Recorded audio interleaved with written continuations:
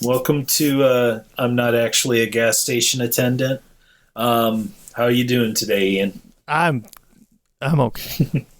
You're going to buy a record in Oakland shortly. I'm gonna go buy a Nitzareb LP. Yeah. So I guess like last time we were talking about Toronto.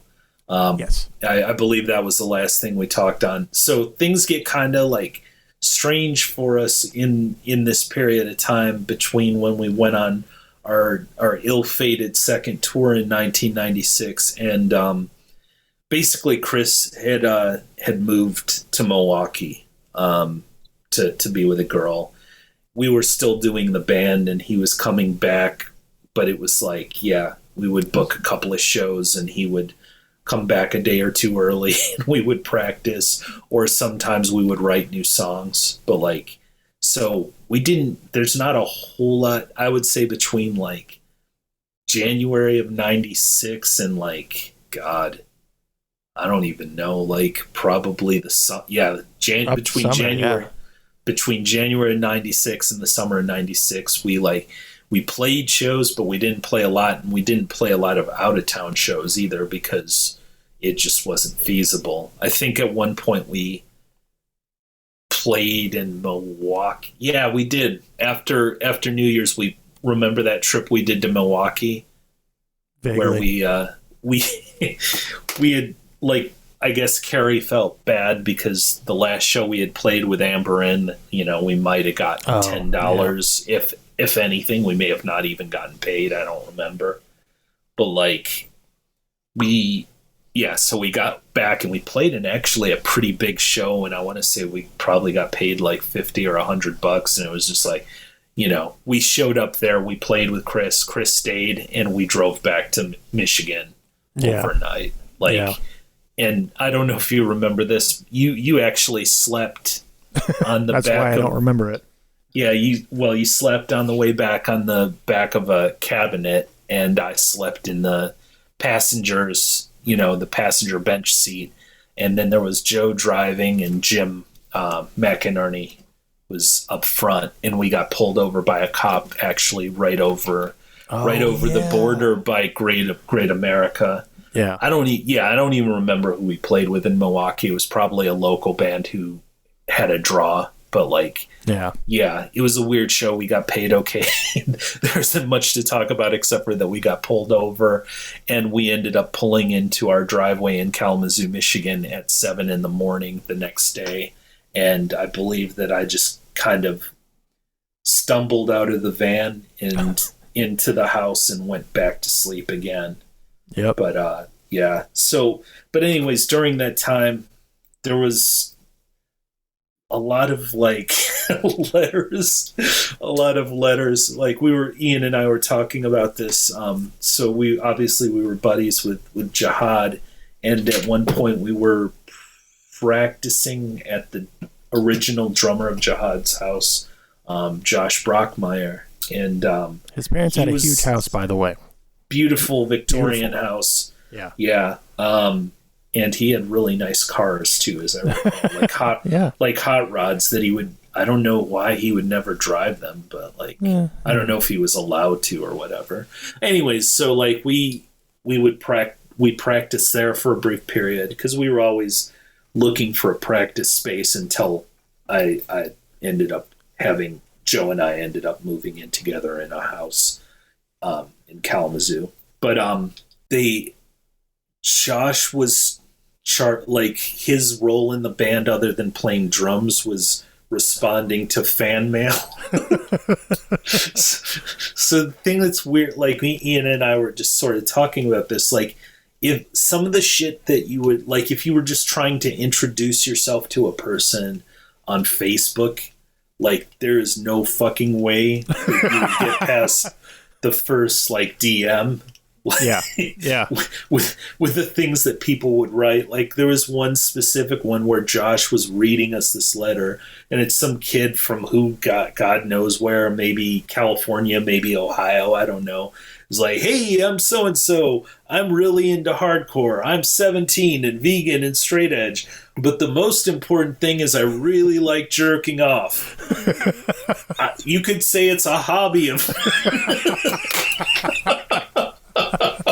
And that's the kind of shit that you would get, like weird, like homoerotic shit.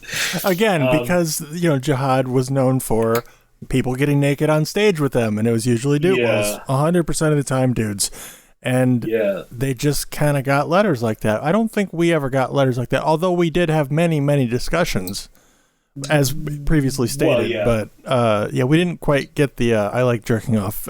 And I was sort of default, actually, for our band. I think I was kind of default the person who responded to fan mail for us. We didn't get the volume that Jihad did, but and I don't remember any of them being like, oh yeah, I like jerking off a whole lot, but it was just sort of implied.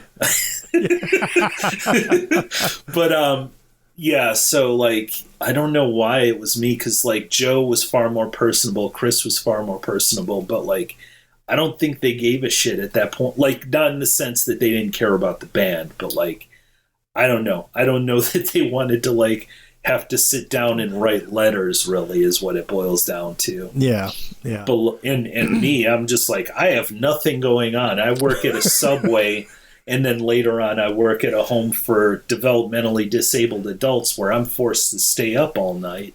Like I have nothing better to do. I clean this house, put the residents to bed, and then watch MTV. So why not write some letters to people? But and that segues nicely into another thing where we're talking about like this the dynamics of this band, where Joe and Chris were the words. They were mysterious. They were mysterious. They were the art. They were the the face, the vibe, all of that, whatever you want to call it. So I think by default, everybody just kind of assumed we all were like that. And that's not true. So we would all get approached by people, and to put it in the most delicate terms possible, they had problems. Everybody's got problems. It's not like, we're totally, perfect people, because we're clearly not. But like this kind of gave the green light to a lot of people to like kind of dump a lot of stuff on an unsuspecting person in a band, and you're like, wow, I'm really honored that you told me that, but I don't know what to say to that, kind of thing, where you're like, oh god, it was a touchy subject. It was weird. I just want to express that it was weird, like to be approached by people like that. It was weird.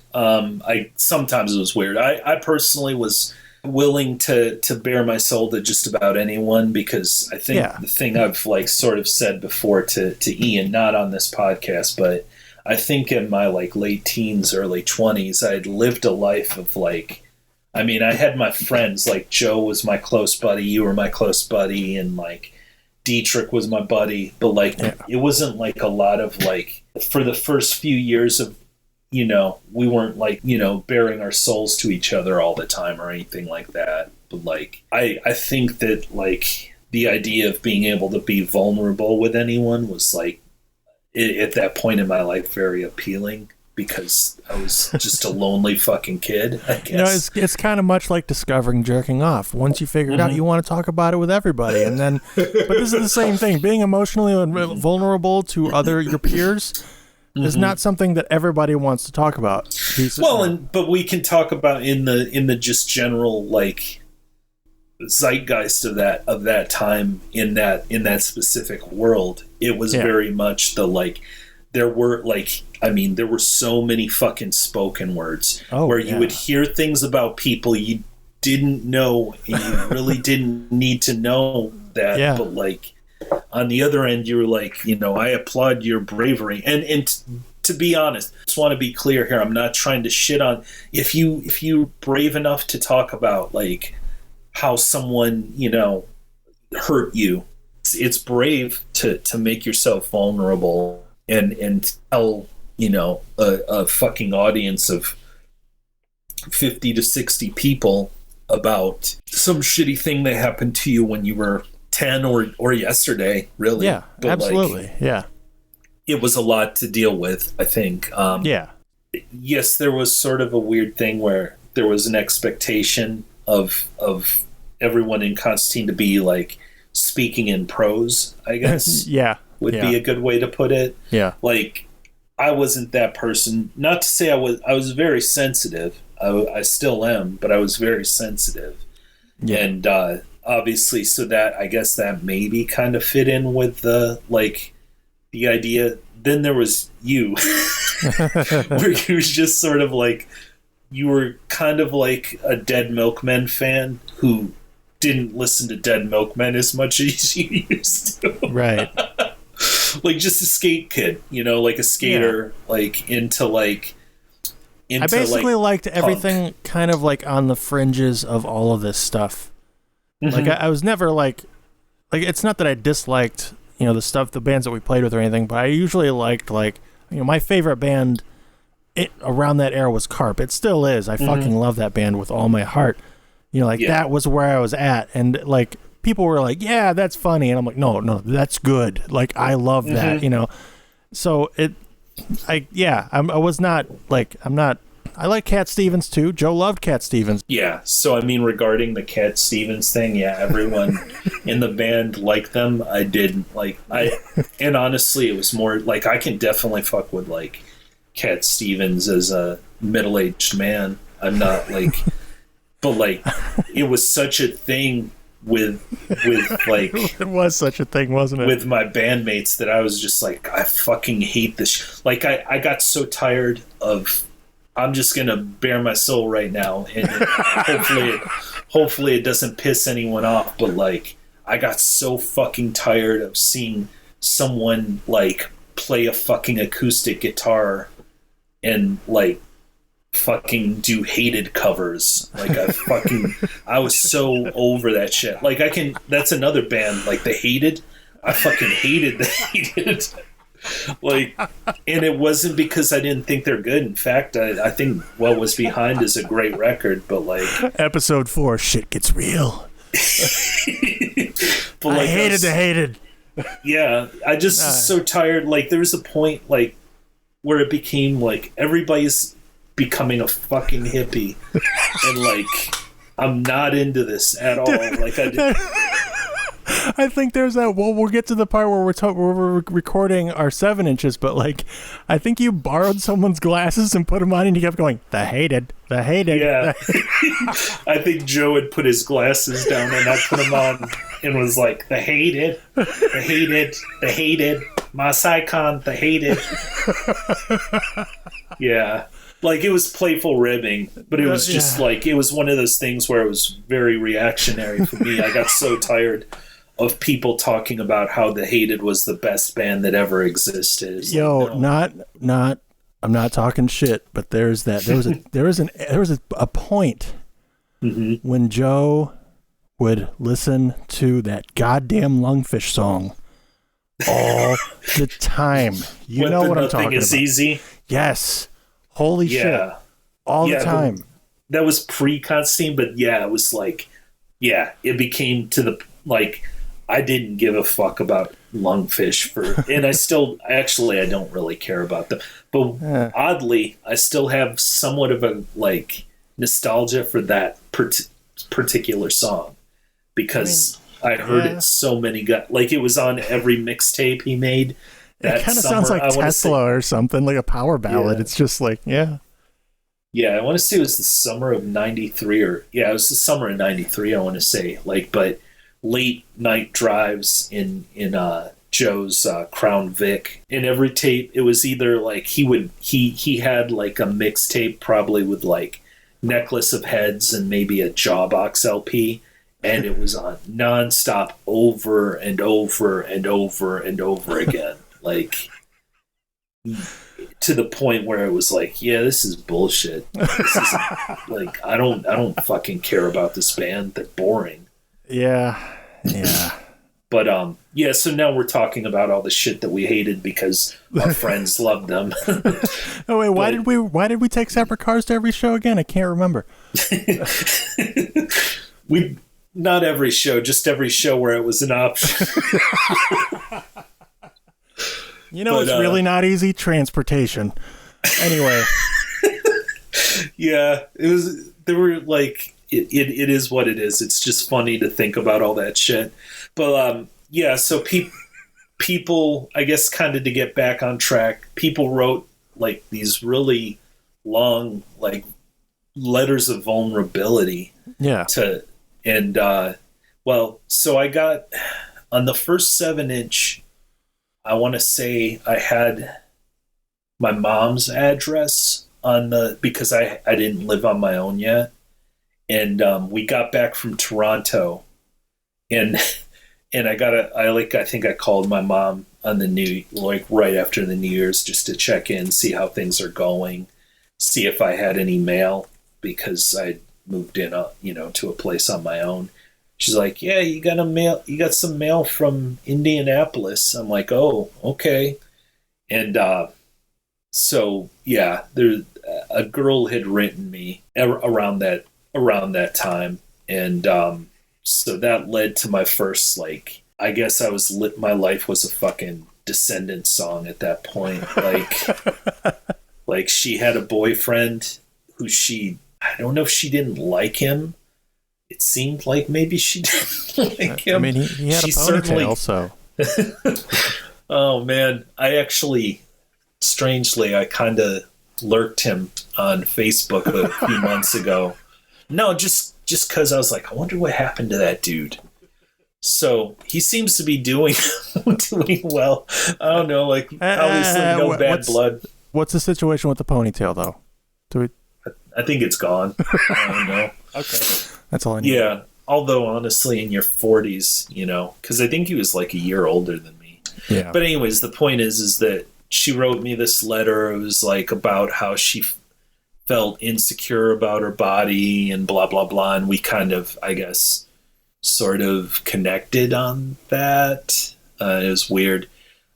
Not weird in a bad way. It was just yeah. So anyways, we started talking and writing letters to each other, and there was a period where I was writing letters to her we were talking like on the phone for hours on end every fucking day. Like it was weird. And the thing was I was a 20-year-old kid. I hadn't had any feelings for anyone prior to that. So it was sort of a weird thing where like I was convinced she was going to leave her boyfriend and we were going to be together and live a really happy life, and all that stuff that happens when you're young and in love, I guess.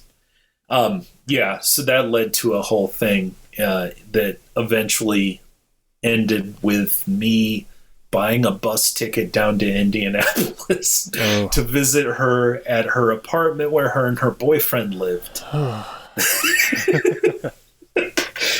don't know why. It was just weird. And obviously it didn't work out.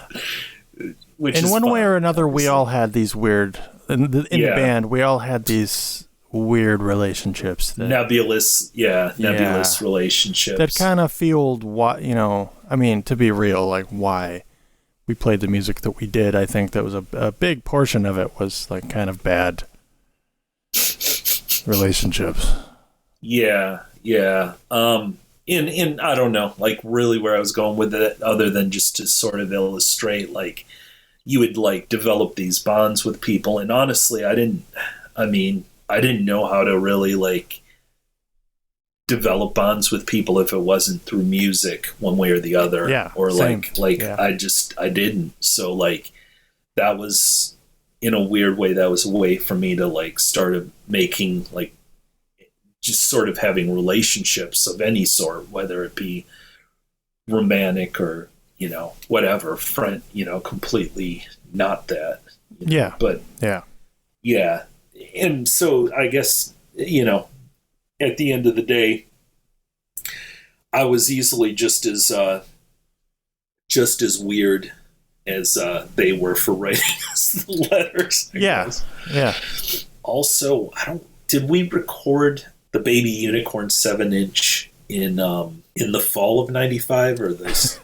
Every one of these memories for all of these events is, it was a gray, cold day, which could be literally any, aside from summer, it could be any season. So I honestly can't because it was a gray, cold day when we recorded it. Yeah. It was definitely around this whole time. What I remember is like, we had recorded, so the guy who recorded our first 7-inch had moved to a spot on the east side of Kalamazoo. I guess he had bought a house and he had a full studio in his basement. And as I recall, I don't know why, but as I recall, like, I think you and Chris maybe laid down the guitar and drums together, and I wasn't there.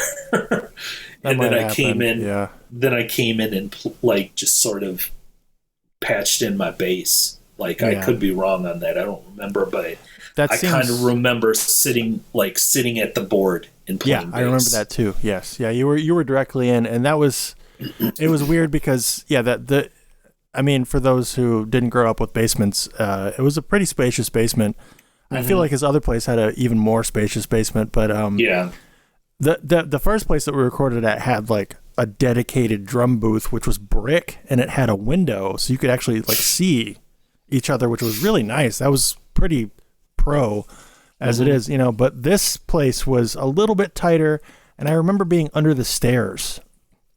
Like, I was like, my kit was under the stairs with like some plexiglass, so I could definitely see everybody, but it was very odd. So it was a lot different.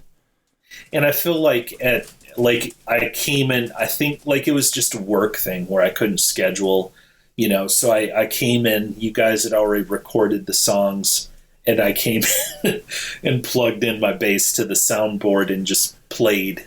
And, and as I recall, I was also there for the mixing, or at least part of the mixing. And Chris putting a phaser on his guitar, like just randomly. Like, I don't think it was even like something where it was like, oh, this is strategic. It's going to make this part pop. I think it was just like, there's a phaser. I've never used a phaser before. I want a phaser on my guitar. I mean, and it still worked. It's weird. It's definitely weird. But it's so out of nowhere. It's like, okay, that goes. I mean, on the first 7-inch, he had an envelope filter that he just uses. And like, he didn't use it like it's supposed to be used, but it still worked. That's just kind of what he did. I think he had a rack effect too, like a multi effects. It might have been an Alesis something or another, like just had delay and shit like that on it that he would just turn on at random. We didn't spend enough time mixing to this day. Like, I'm actually it's weird that I plugged in the bass well after the guitar track was in there. Yeah. As anyone who knows, with tracking, typically it's the drum and bass lay down, the tracks together, and then the guitar comes in. But it is what it is. But with that said, we didn't have the money to sit down. And this is true actually for like Broken Hearts of Blue. Like when they remixed their LP, like I remember like texting, well, I think it was messaging, but either way, Dan Bittner, the bassist, and being like, man, did you guys re-record some parts? And they're like, no, it was just that we didn't have time to spend on mixing. So like having the luxury of having the money to spend some time sitting with the recording, like you get so much better. And that's the thing, like there's some cool bass shit I did. You'll never, like, you have to either be really, really like straining to listen for it. Like there's all my bass does in the mix we have is provide bottom end. That's it. Yeah. Like, which is fine. But looking back on all that shit is again, as a adult human, like it's like, it would have been better if we had done this differently. Yeah. I mean, it's weird. But but also around that time we recorded the God, how many times did we record Thanks for the Candy? A few times. A few times for sure. But anyways, we had recorded it for the 23rd comp, which Council put out.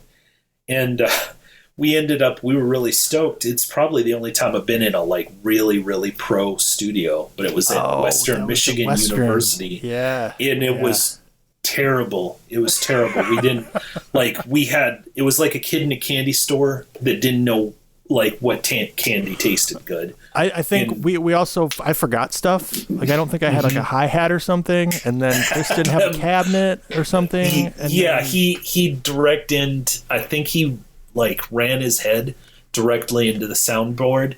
And the only like thing I remember, Chris had recently, I think, discovered Husker Du and was like, "Oh man, this is kind of interesting. It sounds like Bob Mould's guitar sound," which it did. It very much did.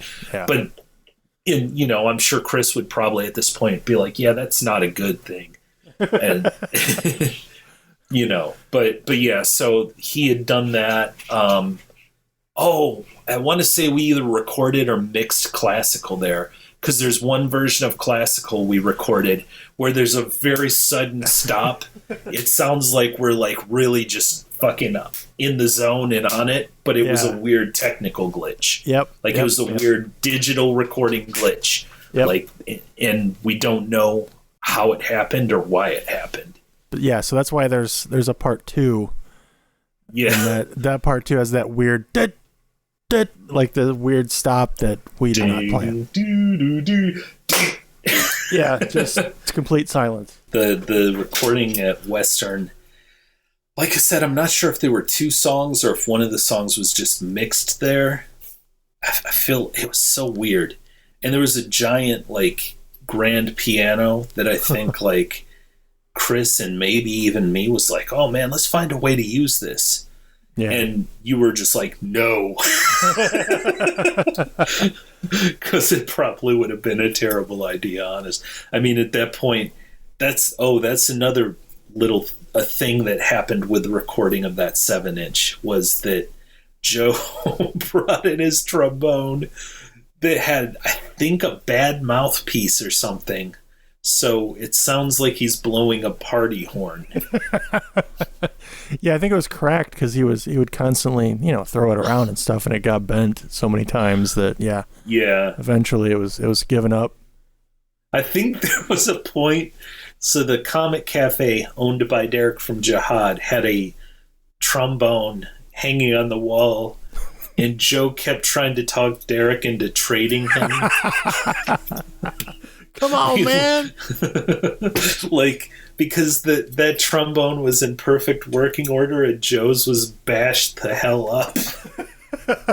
I think around that same time he had also ended up with like a flugelhorn, a bugle. Oh. Yeah.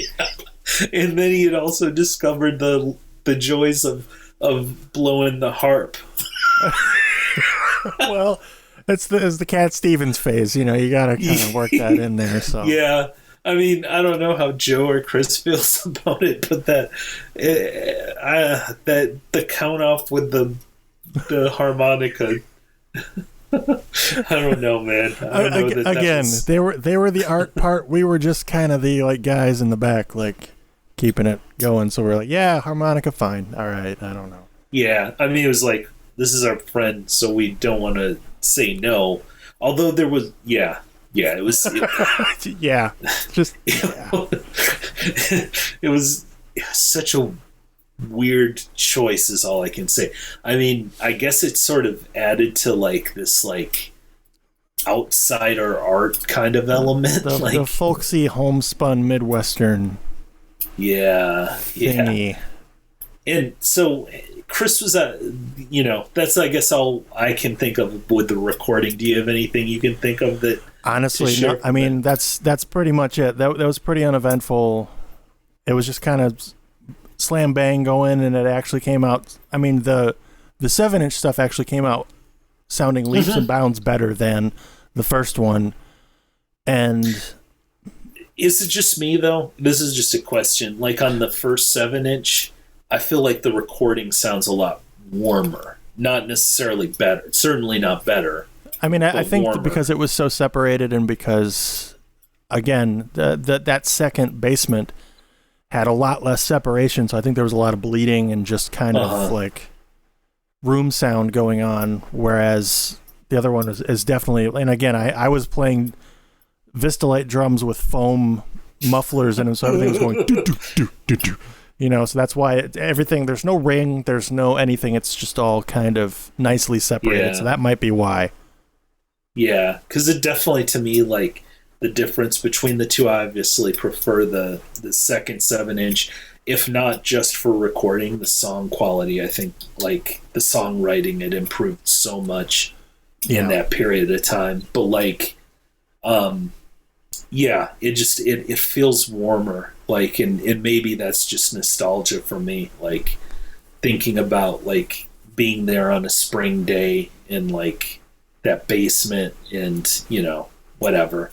Yeah. But, yeah, so, I don't know. We because Chris was out of town, we all ended up doing side projects, I guess, kind of. but he like, still ended up showing up for one of them, so, you know. Yeah. Like, it wasn't... I didn't do as many. I think I was just kind of busy with, like, pretending like I had a girlfriend. And, same here. Yeah, and working. I was working a lot. Sometimes I was working 60 hours a week.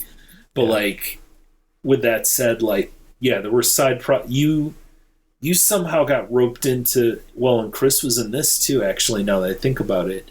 But we should talk about this. Sea Lucky. Yep.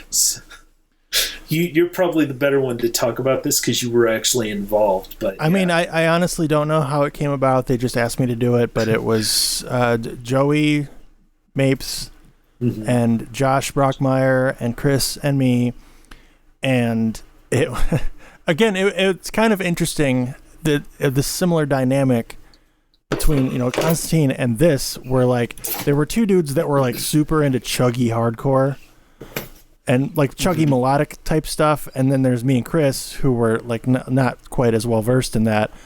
And so there was kind of a battle between, like, what are we gonna sound like? So at first it was like there were some total chuggers going on. Yeah, and then there was songs that were in drop D. Yeah, it had the like just breakdowns and all of that, but it was kind of melodic, and then it kind of got a little, you know, twinklier, a style of the time, you know, the Cap'n Jazzy type stuff. Am I wrong? I'm sorry, go ahead. Without all the spazzy, like, you know, ecstatic, you know, poppy parts. Am I wrong to think I'm pretty certain Chris was not, nor were you. I feel like initially it was just like, and you might have helped with the recording of the initial tracks, but it was like, initially I feel like it was just a project with Joey and Josh, and they were both drummers, so everything was done by them. Like, the guitars, there was a bass track drumming. And then what I specifically remember is Chris joined and he roped you into playing, and there was, like, it was clear when Chris came in, there was a lot of, like, Christy front drive all of a sudden out of nowhere. Yeah, it was like a lot of, like, quiet, twinkly stuff. And I remember he would sing, like, he would sing, like, it would be like, like, like, no words, like, just like Christy front drive, just like, like, I can't do it, but you know what I'm talking about. That, like, no, that's pretty spot on. There was, again, it was the clashing styles, so it kind of ended up being a little. I'm not, like, trying to brag, but it was a little before its time. I feel like if we would have got a cleaner recording and, like, worked out what we wanted to do, it probably would have been pretty popular, honestly. But there's a letter from. I was just gonna say our claim to fame is that fucking Steve Aoki wrote us a letter And because I think we put an ad in Heart Attack or something, and he was asking for a demo and any free patches or stickers that we could possibly supply to him, because times are tough for my boy there. This is pre cake and raft era. Pretty rough for the son of the owner of Benihana. Yeah. Although from the documentary I saw, his dad didn't help him at all. But well, again, times are tough, man. You pull bootstraps and all that. Get to your cake. Yeah. Let's see here what we got. Yeah, it is. Oh, cool. It's thrill as we listen to stuff on the internet. It's very much like the way I think of like the early, like the stuff where it was like kind of pretty and then chug parts. Like, yeah, I think that probably what Joey and Josh were listening to was Texas Is the Reason. Oh yeah, definitely. That and like that first or that second Hum record or whatever that You Prefer an Astronaut.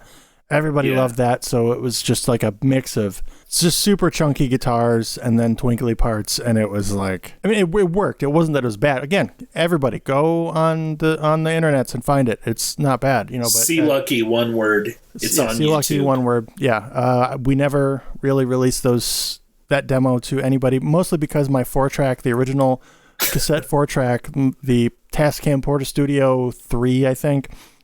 I believe the motor was wearing out, so like some of those songs you can hear it going.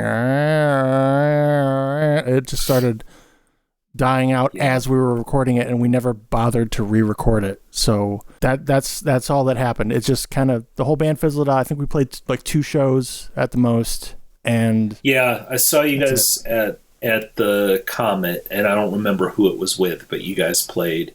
We all wore blue shirts. And there was a record store on the mall. In Kalamazoo. I didn't go to that one. I don't know if I was working or something. I don't think anybody went to that. If I remember correctly, I don't think anybody showed up. But Chris, to his credit, he was a visionary. Like, he had a whole idea mapped out. Like, I remember it was like you guys all wore like matching cowboy shirts. Blue shirts, yeah.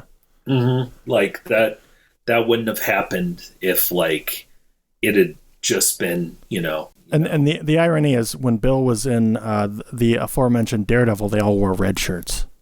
So. Oh yeah, I didn't. God, there's so. Yeah, so, and then there was probably the most well known of the side projects was Bomb's Lullaby, which was how to describe it. I don't even like it. So that was Joe and our friend Jim, and then Carl from Bev Clone and Ben from Bev Clone. And was there anyone else in it? Was Adam in it? I don't think so. No, that wasn't until Agna Moraines. Okay. But like they had, I think they only played one show and recorded. Did they record the demo on your 4-track? I don't remember. Or did they go into? I don't think so, because that died. Yeah, you're right. They went to Mike Schur. Yeah, they went to Mike Schur. Yeah, but it was the reason it's probably the most well known is the simple fact that it actually got a vinyl release on Council Records. Yeah, but it was weird. It was weird because it's centralized around Joe, who played bass, and he had a unique way. I mean, a unique way of songwriting, and So it was almost kind of like, and I'm gonna nerd out here. Outsider.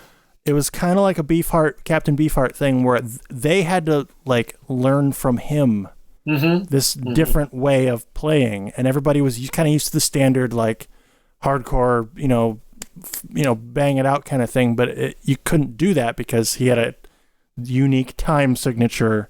Things were stretched out a little bit in a weird way, so they had to revolve around him, and it made it. And Carl beatboxed. That there's just the beatboxing. No, part. I think it was Jim. I think that was Jim beatboxing. He was. Was it? I think he was like the beatbox champion of fucking Saginaw or something. Okay, white Saginaw. Anyways, so there was beatboxing in it too, which they did live. I remember that. They all got around the mic and did this thing.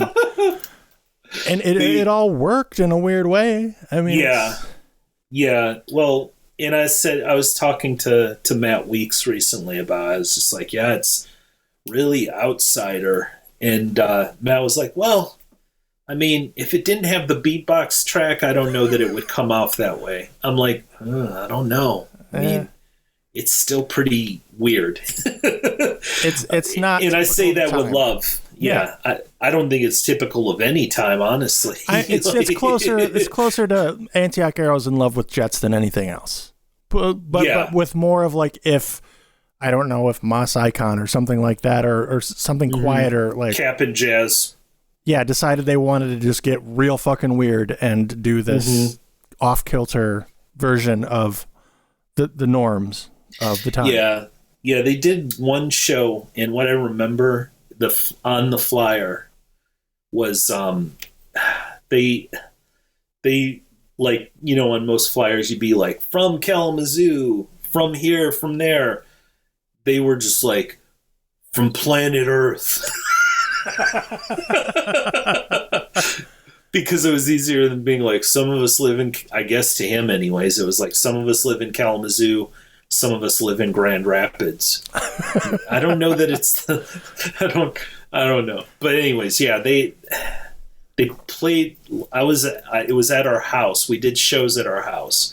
I don't even remember who it was with, but like that might have been one of our more well attended. We had a few shows where like 50, 60 people would come out, and that felt like a real like a real victory for us. But like but yeah, I mean it was definitely weird. And and then that later led on, basically most of that band, and then they added Adam Kuthi from Inso Grey, became Agna Moraine's autobiography, which maybe we'll talk about at some point. But like, I'll just say this. I've made this statement and I stand by it. Agna Moraine's autobiography is the Shags of emo core.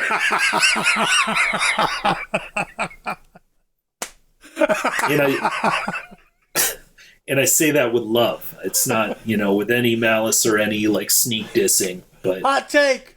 I don't know that it's that hot of a take. Other than it was males versus women, I guess. But you know, well, yeah. But and then we all basically, Constantine, the whole band, and our friend Andy, and just a random like whoever revolving, whoever was wanting to do something weird. We did a side project that was kind of, I guess, supposed to be a grind band. I don't think it was really by any standards grind. I think it was more just like rough hardcore. Like, and we had two Genesises. Basically, like the original version, it was Born Against. It sounded like Born Against. Yeah. And then we didn't do it for a while, and then we did it again, and it was much more like fast, and then into like a stomp part. Like we had one song, and that one song though, like that one song was pretty fucking rad. No, I think we had more than one song, because I played guitar at one point on one song. Oh, you did? And Chris played drums. And then, I can't even remember the original lineup, but the only lineup I can remember was me, Chris, my girlfriend at the time, Brandy, on violin and vocals. I don't know. Me on vocals. I was singing. And you too. And then Andy played bass. And Joe played the flugelhorn. So, and it was called My Ear Is Bleeding. Which Andy, I believe, came up with again from... No, that was Chris. Chris had a dream where he woke up, like he had a dream that he was in like a hardcore, like a more straightforward hardcore band. And then he woke up and he said his ear was bleeding. So he decided to name this dream band of his My Ear Is Bleeding. Yeah. But, And I don't remember how many shows we played. I think we only played one or maybe two. Three. we played one at the. It was always just sort of a like. It was much in the same way that the first Ottawa show is, where like Current played, and then it was like, oh hey, we're gonna switch things up a little bit. Hey, come here, Jeff Rice, you're gonna sing. You know, like. Yeah. they had it far more like probably planned out than we did, but like it was the same basic concept. It was like, okay, like Konstantin Sinkati is playing a set, so we're going to, before they play, we're going to play, and we'll play like one or two songs, and then it'll be, and it was the same fucking band either way, just like with a slightly different artistic vision, you know. Well, but as was the style of the time, we made a lyric sheet. Mm-hmm. And I remember Andy put a little thing on it that said, "Hardcore is about friends." Mm-hmm. And it had like a castle and some, it had some weird shit on it, but like, yeah, it was a pretty big lyric sheet too. Mm-hmm. Yeah, it was big. It was like 11 by 17 or 8.5 by 14. It was bigger than the band. Yeah, we played Ypsilanti. Yeah, and we played that show with Guyver One, and we played it at the Fourth Coast. Yeah, but I remember we played the house show, and it was the song that I did the guitar for, and I remember like taking Chris's guitar, and he had his like half stack, but it was on a fucking chair, like a shitty chair, and I walked up to the amp and I just like crammed his guitar into the amp and was just like trying to make it feedback as hard as possible, and just nonchalantly like turned around and walked away from it, and it started fucking falling. Like people had to run over, and I didn't even barely notice. I was like, what? Oh, like I'm just, I'm not concentrating on what I'm doing. I was like, what? Bang, bang. And yeah, the amp's about ready to clock me in the fucking head as we're, this. And meanwhile, the woman I'm dating, who is like, 5 foot tall, is like, like it's, I don't know what's going. It was the weirdest thing. It was just an odd time. Well, and I kind of, in a weird way, wish we had some recordings, just for no other reason than for my own like memories. But like, yeah. And then I think I sang in a band with my friend Derek Fricano and this dude named Eric, and I don't remember who, maybe TJ Doyle was in it, but I don't remember anything about it other than it being just kind of like, I don't know. I really don't even remember like what it sounded like or what they were going for. Like, I don't know that they were going for anything. They were just kind of like, oh, we're going to write songs. Like, we don't care what they sound like. They're just going to be songs. And if we like them, we're going to play them. Yeah. But yeah. And then you and I think had one practice with TJ Doyle doing like a seaweed-ish sort of band.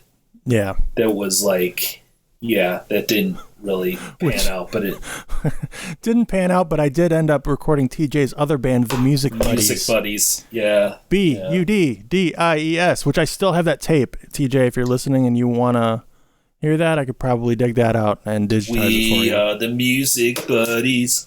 Or what was the one song? At the Big Burrito. Yeah.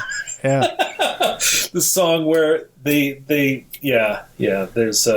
some choice, like inside like that's the thing about that band. It was nothing but inside jokes and about weird shit talking. Yeah. And, you broke my amp. There's a song about somebody breaking his amp. Oh, really? Yeah. Oh, wow. That's amazing. Anyway, so that all happened. There was a lot of prolific noodling that didn't really go anywhere except for Bomb's Lullaby, which they made a demo for, which Joe sold on our ill-fated second tour. And then are we gonna get into Detroit Fest? The Detroit Fest, yes. Actually. So, real quick though, on that, I just want to touch on one thing that was really like became part of like our creative aura at that time, which was the GoCo. Or is that what it was called? GoCo? Those like weird little printing things? Oh, yeah. This Japanese screen printing machine. Little tiny. I want to say it was called the GoCo. I think so, yeah. Like the postcard sized screen printing machine, yes. Yeah, GOCCO. GoCo printing press, yes. Our friend Daniel, who put out our second 7-inch, had one, and Joe became obsessed with it. And all of a sudden, he was using the GoCo for everything. to the extent, actually, this Joe never changes, and this that does my heart some good.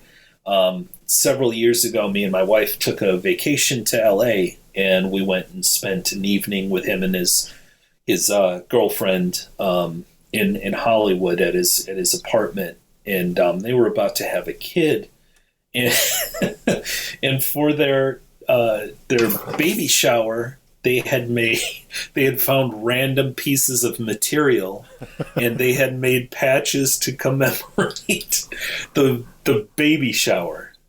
So it was some like random weird drawing of probably a bird, and then the kid's name printed on it. Like, if you're wondering what it looks like, just picture like a Constantine Cincotti layout, but then put in like a young child's name that isn't even born yet. So edition 1 of 1.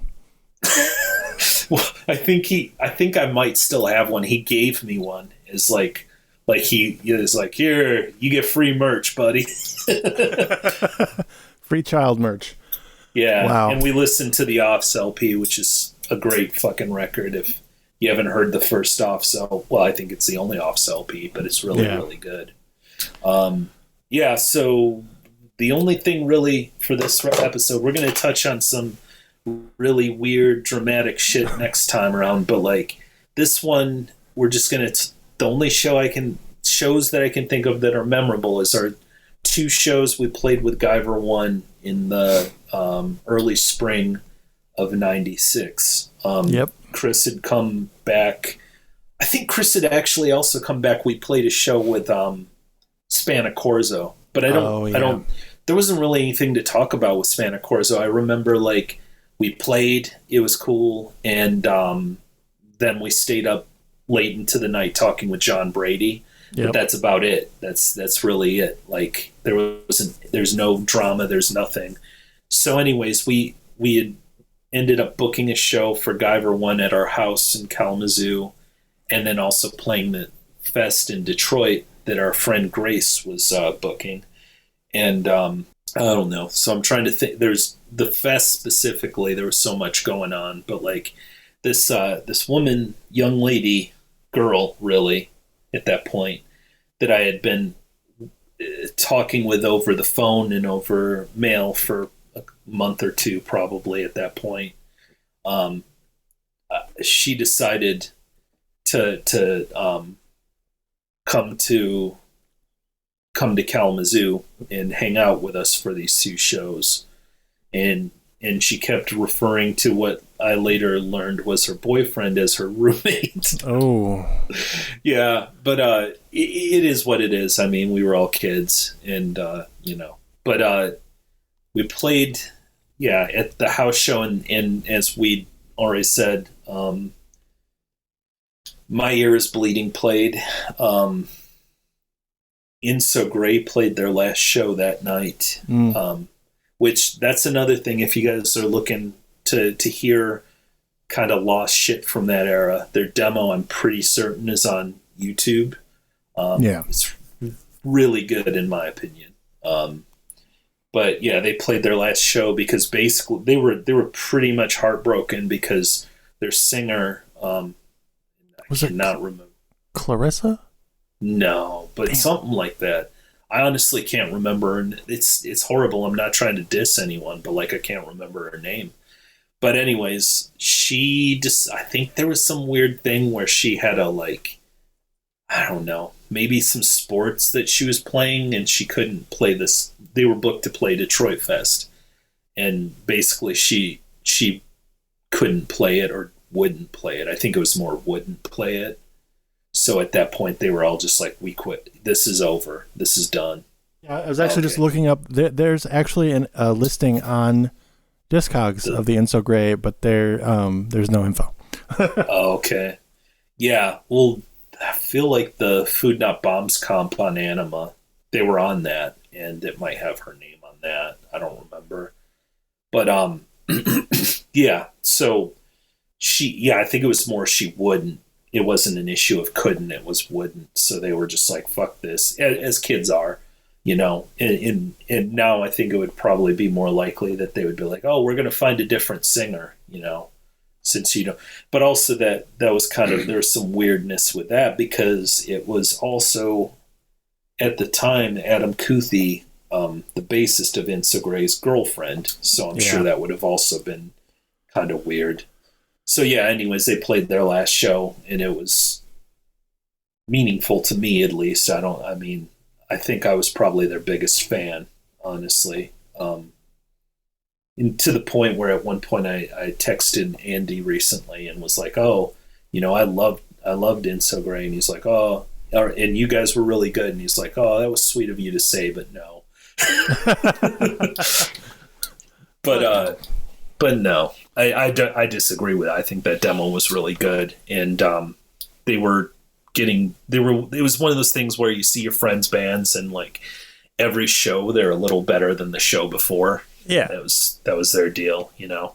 But yeah, so that I don't really know much to say about the show in Kalamazoo other than it was a fun show and there was probably 50 or 60 people in our tiny ass living room. It happened. It was weird because I was one of the first, well, not the first time, but it was one of the first times where there was like people from California in the house and we were just like, we just made instant friends with those guys. So it was kind of exciting just because it was like new friends. Oh boy, we're going to go play a fest again. Yay. You know, so. Well, and I think I had heard rumors at that point that like, cause Justin Pearson was roadieing for them. Yeah. And he was also at the time good buddies with the singer Eddie. And they were roommates. But anyways, like I had heard rumors that Justin was just a fucking dick. So I was like, when we met him and he was really nice to us, I was like, what?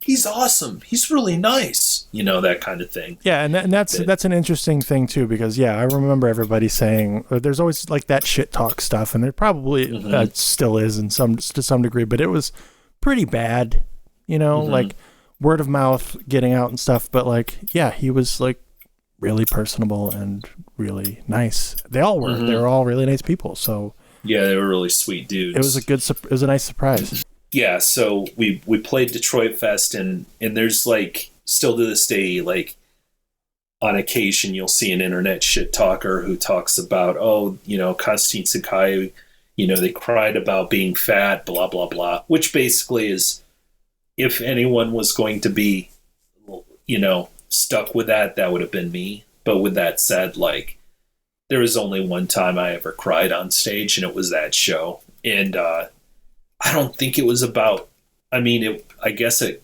in some sense it was, but it was more just like, there was a lot of really fucking intense, weird shit going on at that point in my life. That was another one of those shows where everybody was like really, I mean, we weren't specifically, I feel like everybody else was. That was the one where everybody else was like going through crazy shit. And us as a band, we're just kind of like, hey, we're just happy to be here, you know? And yeah. But like, there's video of it, but like if you watch it, if you weren't there, you probably wouldn't recognize it as crying. It was just sort of this weird, like I say something abruptly and then sort of look down. Yeah. It's not, you know, it's not noticeable. It wasn't like a fucking like, you know, just a like sob crying fit fest. Yeah. But yeah, the thing I noted actually, because there is video footage. Is that on YouTube? I don't think it is. No, it's not. No. Bummer. Okay, yeah, well, it could be, but we're not going to get into that. Yeah, we're not going to. But the video, I play with my lips a lot. Like it's really fucking weird. Like if anyone's ever saw like Grandma's Boy, and there's that weird like video game nerd dude who's like kind of the bad guy, and he like plays with his lips and does all kinds of weird, awkward shit. I do that shit. And it's fucking. I was just like, wow, do I do that now? I don't know if I did, but I don't think I do. I'm sure I still have plenty of weird tics, but like, not to that degree. But anyways, yeah, we played. I don't think we played very well, but no, we did. It was a good show. Oh, it was? From that, yeah, I've seen that video. It was a good show. We played a lot of unreleased stuff, which again is annoying because that was the only source of that. And that was at also that was the show where For some reason, now we're going to get into some stories, yeah. But I mean, as far as our set is concerned, for some reason there were several people with horns, extra horns. So there was a full-on motherfucking horn section for I Am an Android. There were like at least 4 people with horns. Well, and I remember we played I Am an Android, and there were these dudes that I knew. Like, I think they went to U of M. Like, one of them was Thomas, but like, yeah, some dudes from U of M that I was friends with, and they were like trying to yell into my pickup, which I don't think like. I'm sure if there were any pictures, it looked like they were trying to give me head through my face. They're doing the Bowie McRonson thing. Yeah. Yeah. But like, also, can you project your voice through pickups that aren't single coil? I don't think your pickups were hot enough for that to work. If you're running it through a pedal, it would have, but no distortion. Well, and I had P pickups, and that's why I'm like wondering, like, if they were jazzes and hot enough, maybe I think he could have done that. But like, I wouldn't have made. It was just random, them yelling. But there was a lot of action going on during that, so people were really freaking out, and we had the horn section going on. We had all this just kind of wildness. I remember, like, I remember from the video, like, you can't see a lot of what's going on, but from my point of view, like, because I'm sitting behind the drums facing everybody, it was just like a big wall of people just kind of going off. And it was... Yeah. Also, we didn't play on stage. True to our nature, we did not play on stage that was literally like probably 2 feet high behind us. Well, and I think the biggest compliment anyone ever paid us, Guyver One paid us, which was never follow these guys. Because we're just like, it was not like, we're not the fucking MC5. We weren't like, this is war, we're gonna fucking get out there, and that was not it at all. No. But we were the more, I guess, established band, at least in the Midwest, and we sucked the air out of the room. We really, and I'm not even like, I'm not saying that in this macho, like, braggadocious way. I mean, I think if you asked anyone in Guyver One, they would be like, yeah, they kind of sucked the air out of the room. Like they killed the vibe. The problem with that fest is the fest sucked the air out of the room. The entire fest, like we'll get into that, but it was already kind of It was at a VFW, right? I always say that. Yeah, it was at a VFW or a Knights of Columbus, one of those. Yeah, it was in whatever town is where the Detroit airport is. I forget which one that is. Wayne, I believe. Yes.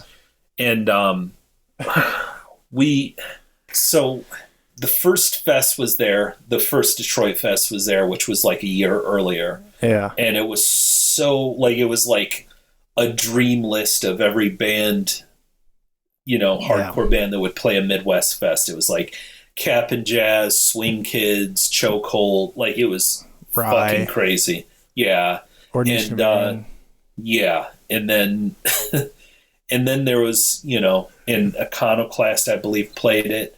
And then there was ours. It was a much more low-key affair. It was kind of like the second day of the Indianapolis Fest. Like, the first day is like, Fugazi and the makeup and all that shit. And then the next one's like, well, we're here. And I'm pretty sure that the only reason any bands got paid at that fest was because the Suicide Machines played the first night. Yeah. Just, I don't even remember. I think at the time we were just kind of like, who's playing? Oh, the Suicide Machines are playing. What? And they were already on a major. It was like, so mad respect to that, but it was like I think they did that as a favor to Grace. It was a lot of bands that I mean, like, I don't even remember hardly any of the bands that played. Here's the bands that I remember played: Us, Guyver One, Broken Hearts Are Blue. I think that's it. Like, no, I mean, I know that there were plenty more that played, but I'm saying I don't remember any other Mainspring? bands. Yes, Mainspring, definitely. Okay, so it was Architects of the New Christ Rebellion, which was... Yep. It was basically 3 studies for a crucifixion. Yeah. And Mike Thorne played guitar in it. He was in Kill the Man Who Questions, and he was also in Inept. And they all had a penchant for very long band names. Yeah, and he ran MRR for a period in the aughts. Wow. I still talk to him. He's a pretty cool dude. But Harriet the Spy also played. Yes, that's what I was just about. As soon as you brought up through Architects for a New Christ Rebellion, I was like, oh yeah, Harriet the Spy played. And what was their other band that like was very much so like a union of, like, literally a Union of Uranus ripoff band? Something like it had the number 9 in it, I want to say. Oh, Armstrong Secret 9. Yes. Yeah. Maybe they played. I don't remember. It was one of those. Yeah, another Kent, Ohio band. Yeah, it was definitely. Yeah, they had their their own little scene, and it was like all their bands were really pretty good. I really liked. Yeah, all that stuff is still palpable to me. Yeah. So. Yeah. So, anyways, during that time, there were, as I had said earlier, there were a lot of spoken words at fests. So here's where shit gets weird. Like, this person was giving a spoken word about how they were. I don't even want to lighten it by talking about the subject matter, but like some bad shit happened to them, and it was rough. But like, it was rough. They got very upset because I would say easily 3/4 of the audience, if not more, 7/8, I would say is probably more accurate, did not give a fuck what they were saying. Like, okay, I kind of feel like it was because they were like literally like screaming. Yeah, I mean, they were having a breakdown on a stage. It was hard to watch. I mean, it was really crazy, and we've talked about this before. You know, that being a young straight dude at these things, and not there were a lot of rules too, or we're trying to adhere to all this stuff, but like. At the same time, when something that deeply traumatizing is going down in front of you, you're just like, I don't have to be here for this, no. Which is fucked up. I'm not saying that it's like, yeah, we had the right, but everybody just kind of just said, you know what, I'm going to pass. Yeah. And it was very weird. I remember one of the things they said, because I was there, although I was actually in the back hanging out with Eddie while he put together Guyver 1 magnets. Yes. But anyways, I remember them saying, I politely listen to you guys while you play your loud music and scream. The least you can do is return the favor by listening to me. It was just such a, like, I think, okay, the best way to put it is this person believed in the notion of community within hardcore punk even more than I did. And I still believe it's a community, but like to the degree where they expected everyone to be completely not only present but willing to like hug them and whatever, it was expecting too much out of an audience of primarily 20-year-old males, like it was just a lot to expect. And honestly, there was a haughty air about it too, because I don't know if it was before or afterwards they did like an acoustic set too, and some guy was like, hey, come listen to some music where you can actually understand the words. Which at that point, like especially because I was so tired of that, like, oh, I listened to Cat Stevens and The Hated is my favorite band, that I was like, I don't want that. I want fucking noise and chaos. Like, I want anger. Like, I want, this, that, or the other. But anyways, it was weird. So, so anyways, what actually happened, one of the things that also happened during that, first of all, in the women's bathroom, because everyone knows that women's bathrooms are generally much nicer than men's bathrooms, because specifically the men's bathroom at this venue was literally a piss trough. Like, there may have been a couple of toilets in the back, but basically you had to be comfortable with pulling out your dick in front of other dudes and peeing into a large sink. Yeah. It was rough. It was weird. I don't think I pissed much that week. You know what? But we all could have used a good stint in the Army. That's all I'm saying. Yeah. So, but anyways, so everyone kind of went to the women's bathroom. The reason being is because someone locked the fucking doors.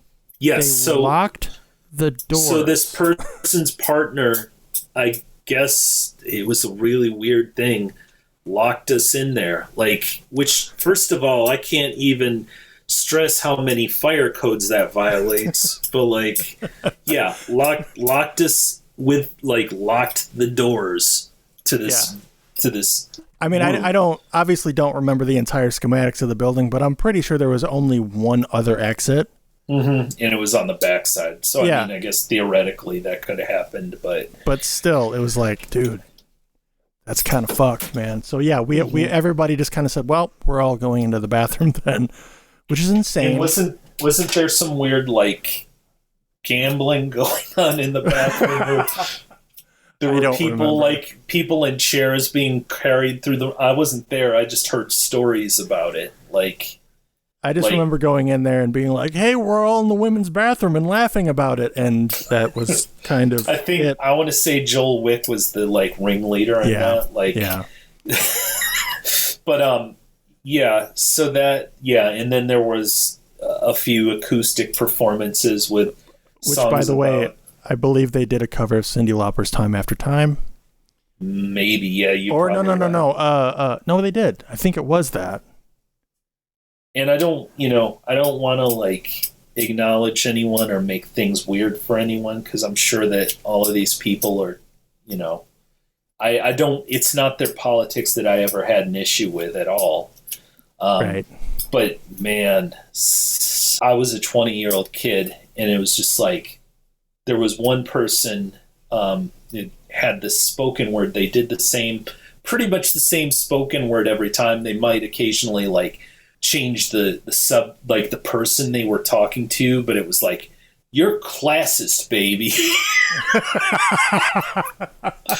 And it would be a long examination of class consciousness, which, the thing is, a lot of times what really I always found odd is it was these examinations of being working class, thinking that everybody else in the room was not working class. Right. And to be honest with you, many of them weren't. Many of them were children of, scientists or doctors or teachers or whatever. But I was definitely not that, Right.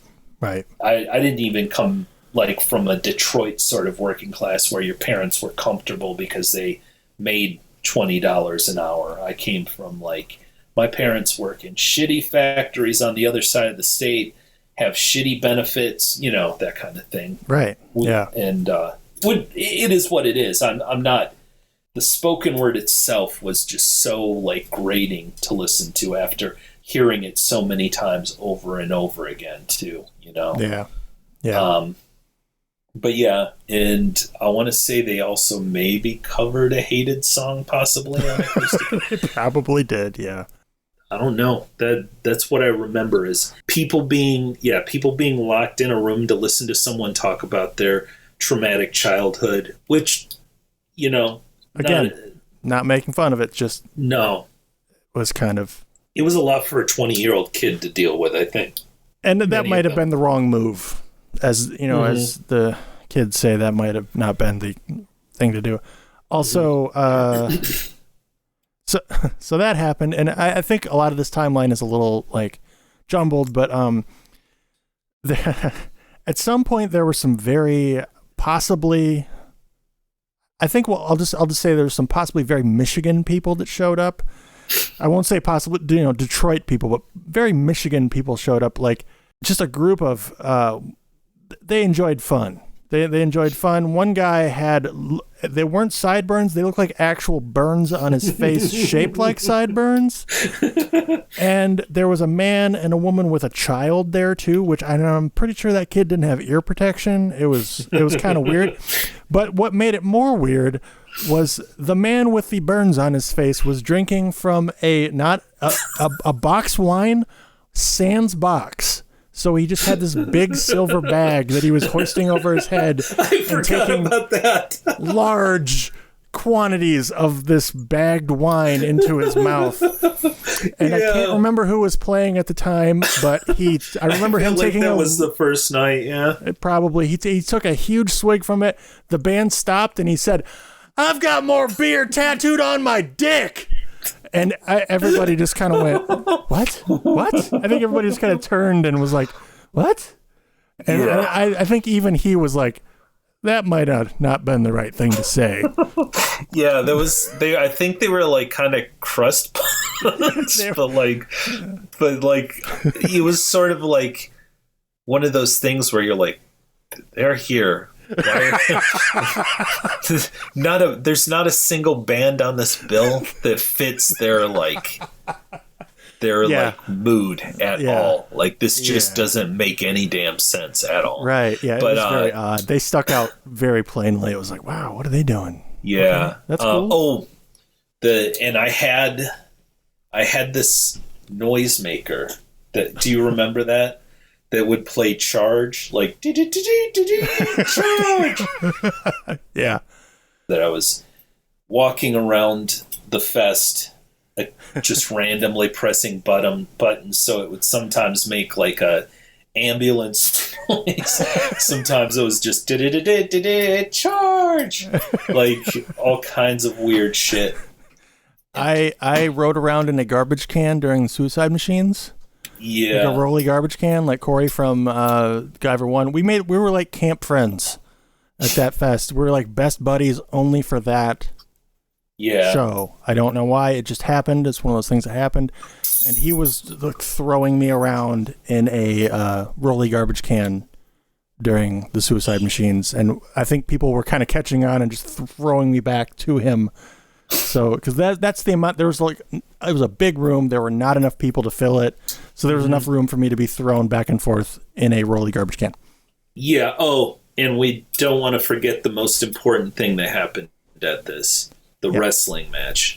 Right. That was, I don't remember whose idea that was, but at some point during our quick friendship with Guyver 1 and Justin Pearson, they revealed that, since they live in San Diego, they can go to Tijuana whenever they want, which they did, and they would buy luchador masks. Yeah, they would buy luchador masks and the matching Speedo. Mm-hmm. So they brought those along, and they proposed a wrestling match between Justin Pearson and this guy Thor, who was both of them combined probably weighed less than me, and I was probably close to being at my thinnest around that time. Even me at age 19 or whatever, 18, 19, I was still not as thin as they were. They were just absolutely tiny. Yeah, I mean, I was probably around 190 pounds at the time, I would say, somewhere around there. So they were probably 110 soaking wet each. Yeah. So they had these great wrestling costumes all ready to go, and they're like, "Oh, we should wrestle," and we're like, "Yeah, totally down. We don't have shit, but we'll do this." So I believe I brought my patented pajamas, my full pajama set with me. So I just put those on and put my underwear over the pajamas. Go ahead. I think I was shirtless. Yes, but I wore a pair of really weird boxer shorts I owned over top of my khaki pant, like my khaki Dickies I was wearing. Yeah. Yeah, it was weird, and they beat us is the weird because it was so weird. They weren't. I don't think that they were skilled wrestlers, and I'm certain I was probably stronger than both of them.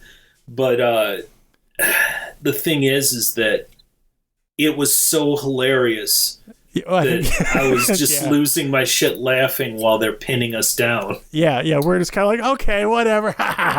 And oh god, what was my name was like something like Sleepyhead Benatar, and then yours was like El Richo the Locomotive. And then theirs were like it was something in Spanish, and I believe one of them was the skinny fucker or something like that. So yeah. But quite honestly, like we had this we did this thing, and it was like super unplanned. And I remember I walked up and I told Grace, I was like, "Hey Grace, we're gonna wrestle with the guys from," and she didn't say anything. She just hugged me and she was like, "I love this." And she was legitimately like, she was so happy about it. And so we did this thing, and then but we got back to Kalamazoo, and a few people stayed at our house, and some of those people were the people that facilitated the spoken word lock-in, we'll say. And I had woken up early in the morning because people were talking, and it was them. I could hear them, and they were like complaining that what we were doing was like super macho, and like that was kind of weird how like they were doing that, and people were like into it and like cheering. Like, it was kind of weird and macho, and it's like, are you fucking kidding me? Like, yeah, there was I don't know. I don't think there was really anything macho about, but yeah, like it was sort of like, okay, like, yeah, I don't know that this is what you would call toxic masculinity. No, it's not. Yeah, it's two like 100-pound dudes wrestling a dude in his pajamas, and also. Yeah. I don't know if you know this, Rich, but there were photos of that. Yeah. I don't know if they still exist. And there were flyers made using an image of you. And possibly one of them, you know, So I think it was them taking me down. Yeah, it was. And it was like, yeah, you're like laughing your ass off, and there's somebody in a wrestling mask like fucking doing the whole thing. And it was probably for like a Locust show or something like that. But yeah. Yeah, we'd and I think there was some like tour posters, and I think tour posters possibly for the Locust in Europe. Oh God, had that? Yeah, so we're international, I guess. We nationwide. Also, I'd like to add that Harriet the Spy later wrote a song after that called "This Music Festival Sucks." And I'm pretty sure it was about that one because they. Oh man! I think even at their set during that they had something to say where it was like, "Hey, maybe don't do what just happened," like something to that effect. But yeah, it was. I don't know if we're conveying how weird that was, but it was really weird. That was and there was also like a sit down in between like shows at the fest, like a sit down where everybody could get up on the mic and talk about whatever they wanted to talk about. Yeah. And what I very specifically remember, this is the first time I met him, and he actually scared the shit out of me. But Money from the singer of Race Trader. Race Trader, I don't think was a fully recognized band yet. Like, I think they maybe started writing songs. But anyways, everybody's talking about this, that, you know, just kind of their feelings and shit. And he gets up on stage. He's Iranian. And he gives this just fucking, you could tell he was pissed off, but just the speech in Farsi, like really fast, just, and it was kind of like, you know, when you see like a Latinx person, you know, and they're like just rattling off words and you don't know what the fuck they're saying because we're dumb Americans. But yeah, and then everybody kind of looked confused and then clapped, and then he like explained that he was like basically telling us we were all pieces of shit. Yeah. But anyways, like I made friends with him at that fest, but he scared the shit out of me because I was like, he hates me right now. I just talked about being fat. He fucking has to hate me. Jesus Christ, you know. Yeah, so tensions were high. That's the point. It was from all over the place. It was real weird, and I think that's basically the gist of that one and the gist of this episode. So yeah, that people are weird and I don't know if you noticed awkward that, and so well, the next one will really focus on the just fucking hardcore just downfall of everything we were doing. Like, it all happened like really fast, and we were young and in love or heartbroken or something, and it didn't do well. so tune in. Yeah, this is the shit you're here for, though. I mean, honestly, this is where it's going to get really fucking ugly, because every fucking show something happens. Every show somebody yells at someone throws something at someone. Yeah, someone puts a hole in someone else's parents' house wall. Hey, what's up, Matt Worth? Sorry again. Sorry. All right. Yeah. So we'll talk to you later. Bye. Talk to you later. Bye.